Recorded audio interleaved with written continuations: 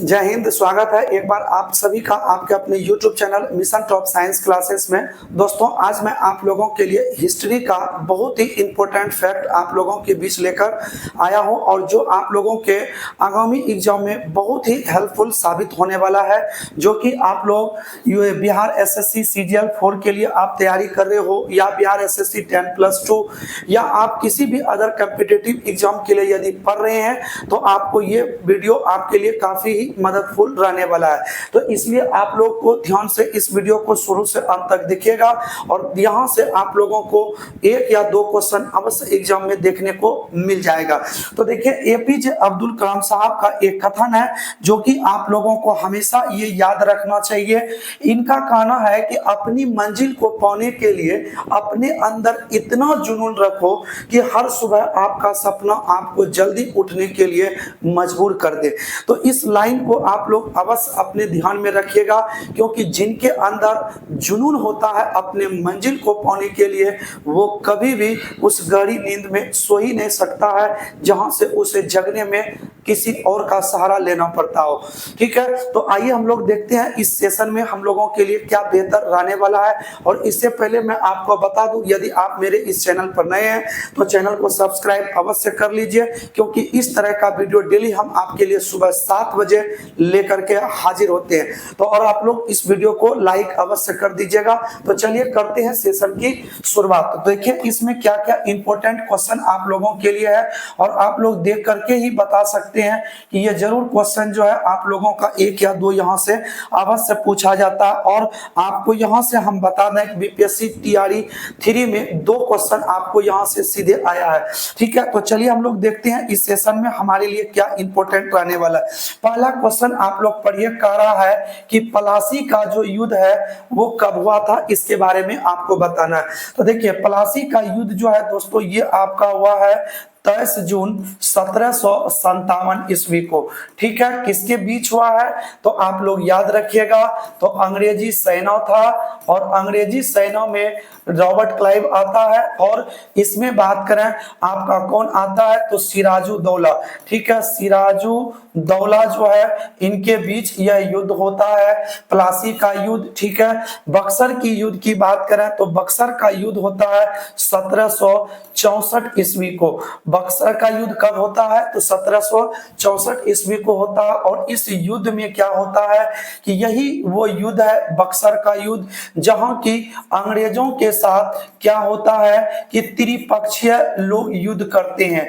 ठीक है, त्रिपक्षीय युद्ध लड़ा जाता है, यानी 3 राजा एक साथ होते हैं और अंग्रेजी सेना अकेले होते हैं, तब फिर भी त्रिपक्षीय पर भारी पड़ जाता है। और यही वो 2 युद्ध है दोस्तों जो कि लगातार अंग्रेजों के द्वारा जीत लिए जाने के कारण भारत को जो है इन्होंने क्या कर लिया तो अपना गुलाम बना करके रख लिया। यहीं से इसकी शुरुआत मानी जाती है प्लासी का युद्ध और बक्सर के युद्ध से। हल्दी घाटी की बात करें, हल्दी घाटी का युद्ध कब होता है तो 1556 ईस्वी में हल्दी घाटी का युद्ध होता है। बंगाल में अस्थायी बंदोबस्त की बात करें तो इससे याद अवश्य रखिएगा, ये 1793 ईस्वी में बंगाल के किसानों के ऊपर यह लगाया गया था। अंग्रेजों का एक टैक्स था, एक कर था, जो कि 1793 ईस्वी में लगा था। और आप सभी लोगों को पता होगा कि लॉर्ड कर्जन के समय में 1905 ईस्वी में बंगाल का क्या हो जाता है तो विभाजन हो जाता है। और मुस्लिम लीग की बात करें, इसकी स्थापना कब होती है तो 1906 ईस्वी में मुस्लिम लीग की क्या होती है स्थापना होती है। अंग्रेजों की जो ये नीति था उस नीति का शिकार कौन होता है तो भारतीय राष्ट्रीय कांग्रेस, जहां से 1906 ईस्वी में अंग्रेजों, ये 1909 की बात करते हैं तो 1909 ईस्वी में अंग्रेजों ने भारतीयों के लिए एक कानून लाया जिसका नाम था मार्ले मिंटो सुधार अधिनियम। और यह मार्ले मिंटो सुधार अधिनियम आप लोगों से ये क्वेश्चन आप जब बीपीएससी टीआरई 2 उल्टाइएगा, ठीक है, बीपीएससी टीआरई 2 का क्वेश्चन जब देखिएगा तो आपको यहां से ये क्वेश्चन पूछा अवश्य गया है कि मार्ले मिंटो सुधार अधिनियम कब लाया गया था। यह अंग्रेजों के द्वारा बनाया गया एक कानून था जो कि भारतीयों के लिए लाया था। और प्रथम विश्व युद्ध की बात करें दोस्तों, ये सभी लोगों को याद होगा 1914 से 18 तक चलने वाला 4 साल का यह युद्ध था।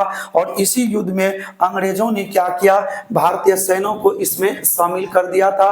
और इसी युद्ध में गांधी जी को अंग्रेजों ने कहा था कि यदि हमारा देश, ये आपका देश भारत यदि अंग्रेजों का साथ देता है तो जैसे ही इस युद्ध में विजय होती है हम सभी भारत को आजाद करके यहाँ से चले जाएंगे। परंतु अंग्रेजों ने ये काम नहीं किया और भारतीयों के साथ धोखा दिया गया। और यहाँ तक ही नहीं दोस्तों, अंग्रेजों ने क्या किया, भारतीय सैनिकों को आगे रखता था युद्ध में और अपने सैनिक को पीछे रखता था। तो ये थी अंग्रेजों की नीति। तो यह प्रथम विश्व युद्ध 1914 से 18 तक चला था। द्वितीय विश्व युद्ध की बात करें, इसकी शुरुआत होती है 1939 से लेकर 1945 तक चला।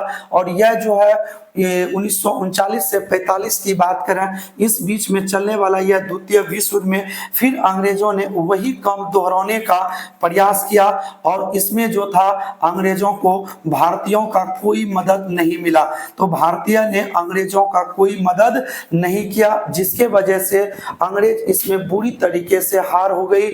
और जर्मनी के हिटलर ने अंग्रेजों को बुरी तरीके से इसमें धोया, ठीक है। जिसके वजह से अमेरिका ने क्या किया, ये 1945 ईस्वी में, ठीक है, 1945 ईस्वी में अमेरिका ने इसी द्वितीय विश्व युद्ध के दौरान 2 बम जो था, एक हिरोशिमा पर और दूसरा नागासाकी पर, तो ये दोनों जगह जो है इन्होंने क्या किया, परमाणु बम से अटैक कर दिया, ठीक है। क्योंकि अमेरिका भी द्वितीय विश्व युद्ध में शामिल होकर के इस युद्ध में भाग लिया था, तो इसको याद रखिएगा। और असहयोग आंदोलन की बात करें तो भारतीयों को आजादी दिलाने के लिए अंग्रेजों ने 1920 ईस्वी में एक आंदोलन शुरू किया जिसका नाम क्या था, असहयोग आंदोलन। इस आंदोलन में क्या था कि गांधी जी का कहना था कि हमें इनडायरेक्टली जो है अंग्रेजों का कोई मदद नहीं करना है। किसी भी प्रकार का यदि कार्य क्या जो है आपका भारतीयों के द्वारा होता है तो उस कार्य को स्थगित कर देना है, अंग्रेजों की मदद नहीं करनी है और अंग्रेजों का खुल करके विरोध करना है। लेकिन ये विरोध अहिंसा पूर्ण होनी चाहिए। लेकिन इसमें क्या हुआ कि 1922 ईस्वी में एक घटना हो गई, क्या, तो ये जो था आपका यूपी के गोरखपुर जिले के चौड़ा चौड़ी नामक स्थान पर जो था अंग्रेजी पुलिस और आंदोलनकारी दोनों के बीच भिड़ंती हो गई, जिसके बीच इसमें हिंसा हुई और कई सारे पुलिस को भी इसमें क्या कर दिया गया, तो भारतीय आंदोलनकारियों ने उसमें जिंदा जला दिया। तो जिसके वजह से गांधी जी ने 1922 ईस्वी में असहयोग आंदोलन को क्या करता है, तो वापस ले लेता है। तो अतः असहयोग आंदोलन कब से कब तक चला था, तो 1920 में शुरू होता है, 22 में समाप्त हो जाती है। तो आइए साइमन कमीशन की बात करें तो साइमन कमीशन भारत कब आता है, तो 1928 ईस्वी में। ये 1928 में जो आया था साइमन कमीशन, 1919 ईस्वी में जो भारतीय शासन अधिनियम के तहत भारतीयों के लिए अच्छा करने का काम किया गया था और इनको और बेहतर करने के लिए भले साइमन कमीशन आया हो, लेकिन उस समय जो था अंग्रेजों की बुरी नजर के वजह से हमारे देश के ऊपर इतनी इन्होंने अपना कानून लगा रखा था कि जिसके वजह से भारतीयों को काफी परेशानी थी। और इनके द्वारा जो कानून लाया गया था साइमन कमीशन, इसके गठन में 7 सदस्य थे और यही 7 सदस्य जो थे, सातों के सातों क्या थे, अंग्रेज थे। और ये लोग क्या तय करने आए थे कि भारतीय लोग को क्या जरूरी है, क्या चाहिए, उन सारे चीजों का तय कौन करने आया था, तो यही अंग्रेज। आप बताइए कि हम सभी भारतीय लोग यहाँ रह रहे हैं और हमें क्या जरूरत है, हमारी क्या मांग है, वो तय किया था इन 7 व्यक्तियों ने। जिसके वजह से साइमन कमीशन जब 1928 में भारत आता है तो इनको क्या करता है, भारतीय आंदोलनकारियों ने काला झंडा दिखा करके साइमन गो बैक का नारा देते हुए, कौन, तो ये थे आपके लाला लाजपत राय ने इनका विरोध किया। जहां विरोध के दौरान लाहौर में इनके सिर के ऊपर पुलिस ने लाठी से प्रहार किया, जिसकी वजह से कुछ दिन बाद हॉस्पिटल में लाला लाजपत राय की क्या हो जाती है, मृत्यु हो जाती है। और उसी समय मरने से पहले लाला लाजपत राय ने कहा था कि पुलिस की एक लाठी जो हमारे सिर पर पड़ी है वो अंग्रेजों की ताबूत की अंतिम कील साबित होगी। और यह वचन जो था किसने बोला था, तो लाला लाजपत राय ने बोला था और उसके बाद उन्होंने अपने प्राण को त्याग दिया था। ठीक है, तो ये साइमन कमीशन का विरोध किया गया था और ये आया कब था, 1928। और उसके बाद 1929 का जब लाहौर अधिवेशन होता है, उसी लाहौर अधिवेशन में 1930 ईस्वी में दांडी मार्च प्रारंभ किया जाता है महात्मा गांधी जी के द्वारा। और इसी दांडी मार्च के बाद जो था इसमें असहयोग आंदोलन, ये जो था सविनय अवज्ञा आंदोलन, जिसको आप लोग जानते होंगे, सविनय अवज्ञा आंदोलन क्या किया गया था, तो प्रारंभ किया गया था। ठीक है, सविनय अवज्ञा आंदोलन, इसी सविनय अवज्ञा आंदोलन का एक हिस्सा क्या था, तो दांडी मार्च था। ठीक है, तो याद रखिएगा। और जब यह दांडी मार्च शुरू किया गांधी जी ने, इसके बाद गांधी जी और इरविन के बीच 11 सूत्री मांग हुआ और उसके बीच जो समझौता हुआ था, ठीक है, 5 मार्च 1931 ईस्वी को, इस तिथि को याद रखिएगा, 5 मार्च 1931, ये जो था गांधी जी और इरविन के बीच ये समझौता हुआ था। पानीपत की बात करें, पानीपत का प्रथम युद्ध 1526 ईस्वी में किनके बीच होता है, तो बाबर और इब्राहिम लोदी के बीच होता है, जिसमें बाबर विजयी होता है।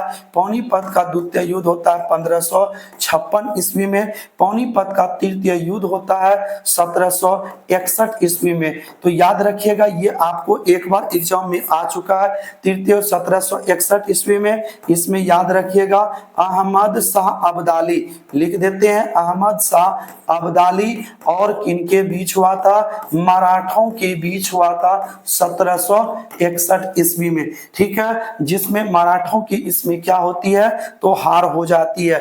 अकबर का राज्यारोहण याद होगा आप सभी लोग को कि 1556 ईस्वी में अकबर का राज्यारोहण किया गया था और इन्होंने ही 1582 ईस्वी में क्या चलाया था, तो दीन ए इलाही धर्म की स्थापना किया था। आगे और बढ़ते हैं, भाखड़ा नंगल बांध किस नदी पर है, तो याद रखिएगा सतलज नदी पर। किस नदी पर, तो सतलज नदी पर, पंजाब में है। ठीक है, इसको याद रखिएगा। और हंगुल परियोजना की शुरुआत ये 1970 ईस्वी में होती है, हंगुल परियोजना की शुरुआत। तो दोस्तों ये था आज का टॉपिक आप लोगों का और आप लोग इसे आसानी से समझ भी गए होंगे। तो आप लोग एक बार वीडियो को दोबारा देख करके सारे पॉइंट को आप लोग कॉपी पर नोट कर लेंगे। तो चलिए दोस्तों, यदि आप लोगों को ये अच्छा लगा होगा तो चैनल को जरूर सब्सक्राइब कर लीजिएगा और वीडियो को लाइक अवश्य कर दीजिएगा। तो मिलते हैं नेक्स्ट क्लास में, तब तक के लिए दीजिए इजाजत। जय हिंद।